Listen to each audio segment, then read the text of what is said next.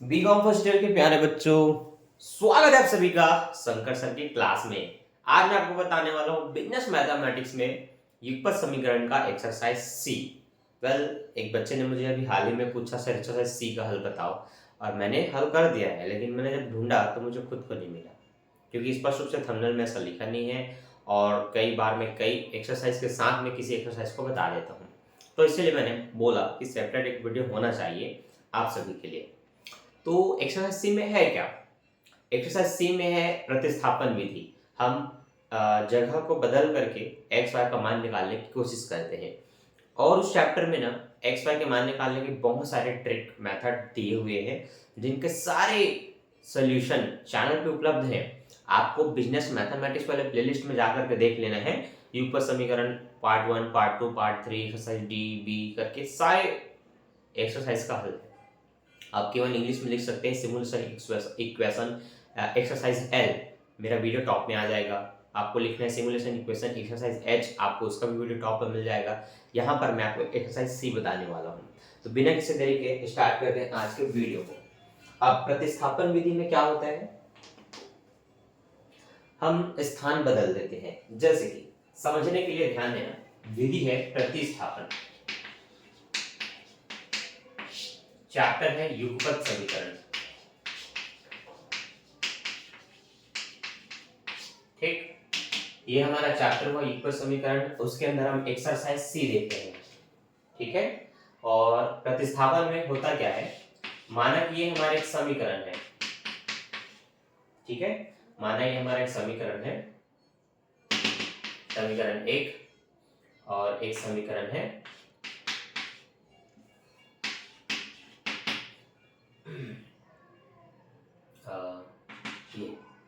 ये हो गया हमारा समीकरण 2।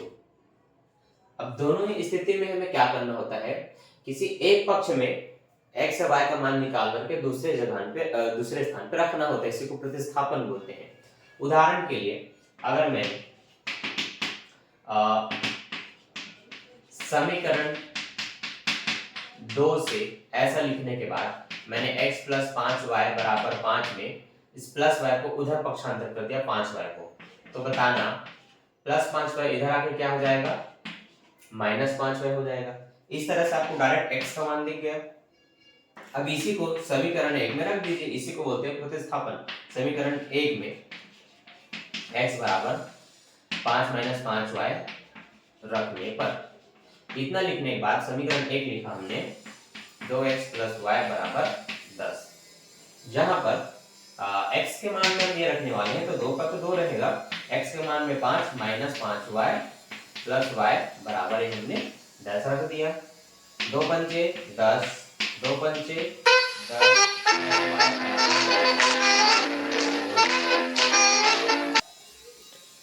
पढ़ाते वक्त मुझे फोन प्लेन मोड में रखना चाहिए, पर मैंने नहीं रखा था, इसलिए फोन आ गया, तो उसके लिए सॉरी।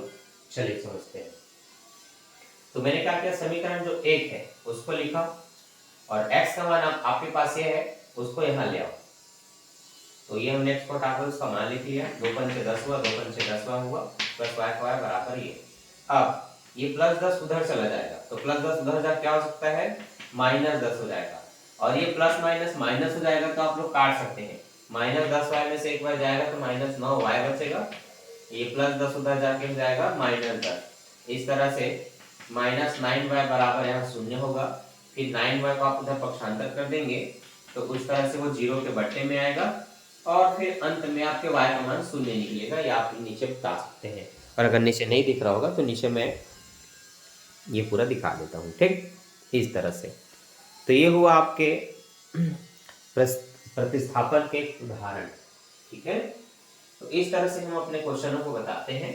अब ये मैंने अपने मन से लिखा था, बुक के क्वेश्चन आप लिखोगे ना, तो y या x से कुछ ना कुछ मान निकलेंगे, जिसको आपको उसके स्थान पे रख करके बनाने होते हैं। अब कई बच्चे ऐसे पूछेंगे, क्या हम समीकरण 1 से नहीं बना सकते? तो नहीं, आप समीकरण 1 से भी बना सकते हो, नहीं बनेगा ऐसा नहीं है। उदाहरण के लिए अगर मैंने ये लिखा समीकरण 1,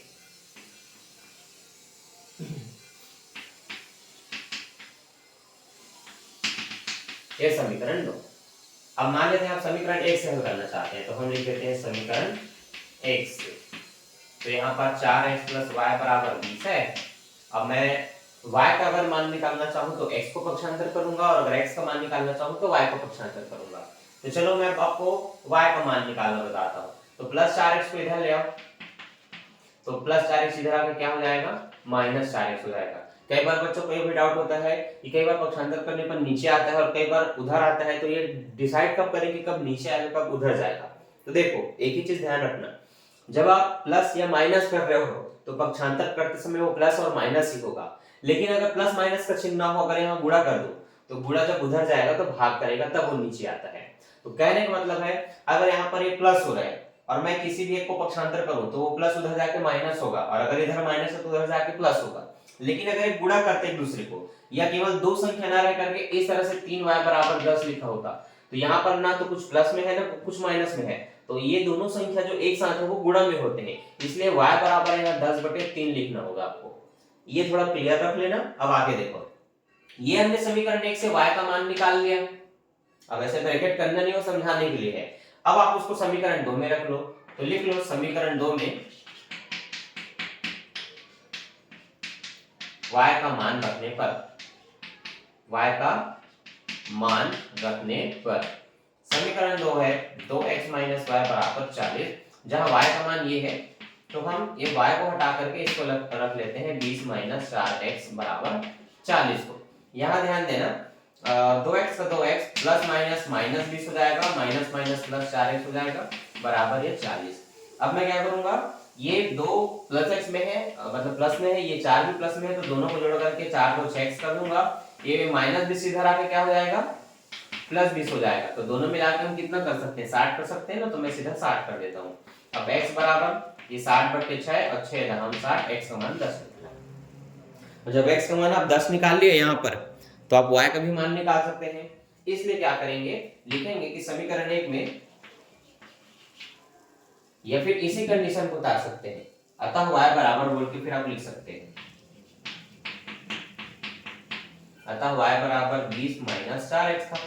तो देखो बच्चों 20 का तो 20 लिखोगे, 4 का तो 4 लिखोगे, लेकिन x का मान कितना है 10, तो 10 चौके कितना हो जाएगा 40। 40 में 20 घटेगा बच्चों 20 आएगा। तो हम कह सकते हैं कि इस प्रश्न में x का मान कितना निकला था 10, परंतु y का मान कितना निकला -20 निकला। और कई बार बच्चों को नीचे नहीं दिखता, इसलिए मुझे वापस इधर आकर के बताना पड़ता है कि ये इस तरह से निकला, ठीक है, और ऊपर में ये, ठीक। चलिए, तो ये हुआ हमारा युगपत समीकरण का एक्सरसाइज सी, ठीक। इसमें एक होता है विलोपन विधि, जिसको बहुत सारे बच्चे जानते हैं, पर फिर भी अब इसका रिवीजन समझ के इसको देख लो।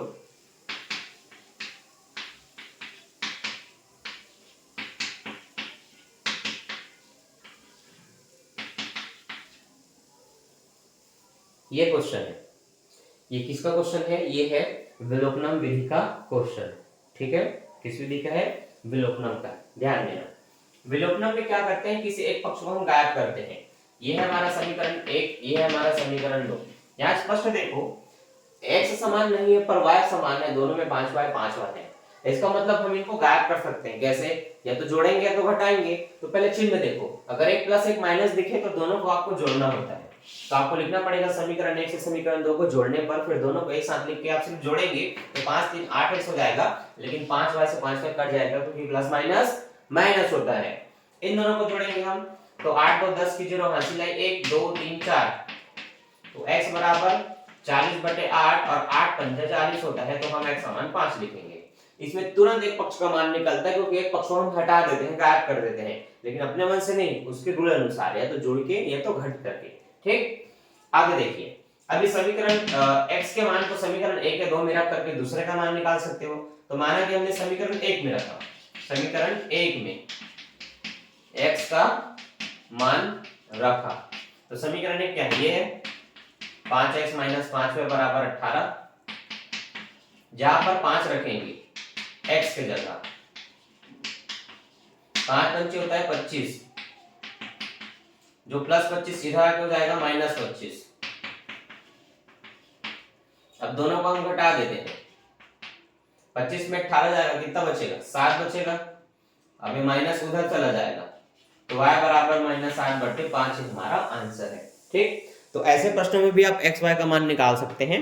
अब देखो किस विधि से बनाएंगे पेपर में, तो या तो पेपर में स्पष्ट बता देगा कि प्रतिस्थापन से हल करो या विलोपन से हल करो, या प्रश्न बोलेगा बस x y के मान ज्ञात कीजिए किसी भी विधि से, तो फिर वहां पर अपनी स्वेच्छा से जो इजी लगता है उस विधि से बना लेना। ठीक, तो मेरा काम था एक्सरसाइज सी समझाना, साथ में साथ आपका विलोपन का भी रिवीजन हो गया। तो मिलते हैं नेक्स्ट वीडियो में। इसी तरह के सारे एक्सरसाइज के सॉल्यूशन आपको चैनल में मिल जाएंगे, बस आपको ढूंढना पड़ेगा।